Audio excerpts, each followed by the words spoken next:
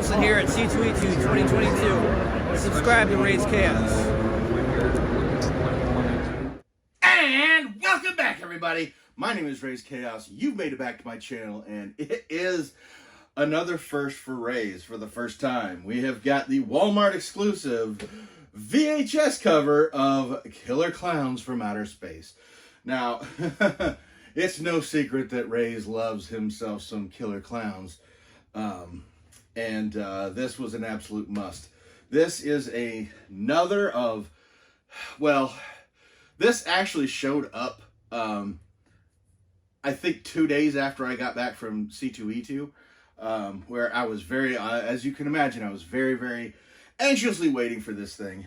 And then I get the notification saying that the package has been delivered and I'm like, okay, great. So still resting after my travels back from Chicago, I crawl out of bed and get myself covered, I guess you'd say. That's really the only way you could put it. And I go check out my front door, and it is not there. And so I live in an apartment building, and it is a building that has apartments, I guess I should say. It's not an apartment building per se as you would know them. Raze actually lives above a business. So, yes. So I carefully went down the hallway and looked down the stairs to see if they had left it down there, which sometimes happens, but doesn't usually. It's not there either. So I go back and I check the the email again, and it says it was left on the front porch. Now there's a huge problem with that, as you can probably already guess, having told you what I did to see if it was there. Walking down a hallway, looking downstairs, there is no porch. So Raze actually got dressed, had to walk down the street because there is an apartment building down at the end of the block, and they had delivered it down to the end of the block. And thankfully, even though basically just walked in and picked it up, it wasn't even in front of an apartment or anything. Picked it up, and while there were some people hanging out in front there, nobody stopped me. I was prepared for them to stop me because I was ready and willing to present identification that the name on the label was the same as mine. And I knew I got the right box just because there's an evil clown inside. Yeah, it just seemed like an ordeal for something that was delivered, and I've never had that happen before, and I do hope it never happens again. But yes, my first VHS cover, a little bit of trouble getting to me, but I got it, and it is the VHS cover. My immediate problem with this is that VHS cover is about a third of the size of this. Even more if you turn it sideways. Like, used to work at a video store. I know what the cases look like. Yeah, so calling it a VHS cover is really a misnomer.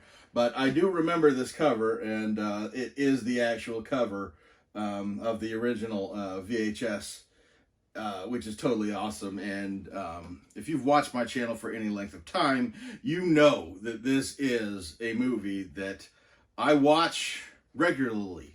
It came out in 1988, and yeah, this is a fixture in there. The character Rudy with the popcorn gun. I showed off a popcorn clown thing on my channel not long ago, and that's essentially what this thing shoots. And yeah, it's really cool, and it still keeps me from puts me one step closer to having all of the Killer Klownz, which the hardest one to find so far has been the one that they originally released which has skyrocketed in price, and I will have that. I must have that. I must have it. The Klownz will be mine. Yeah. Very happy to get. I'm probably going to, just like with the comic covers that I tend to do, I'm gonna have to take it out of this box and get the plastic off. Probably replace the sticker so the card in the back doesn't bow. Yeah, this is definitely a very glad to have this, and the only VHS cover that I've gotten so far, and could very well be the only one I ever get. It's hard saying. I mean, Flash Gordon is my favorite movie of all time, but I did get the soundtrack with Freddie Mercury on the front, and it'll be a question if they actually put a Flash Gordon cover out for the movie, because, I mean, who am I kidding? I'd probably get it if they made it. But I'm going to go ahead and let you get out of here. Let me know if you've seen this movie. Let me know what you think of it. I think one of my favorite things about this movie is a lot of times when you see a movie, the inspiration comes from the director. The inspiration comes from the writer. And, you know, it's usually a famous writer or somebody who writes on a regular basis, or a director who has a good thing, or even an actor that champions a script to get made. This is not any of those things. This is probably the only movie that was ever conceived and created by a special effects team. The Chiodo brothers, which there are 3 of them, basically had the idea, put the story together, put the whole thing together, the Chiodo brothers, and put this out. And you can kind of tell watching the movie that, yeah, the special effects was where they were really having the most fun. The story is really kind of uninspired. The direction is okay, but it's really the special effects that make this movie.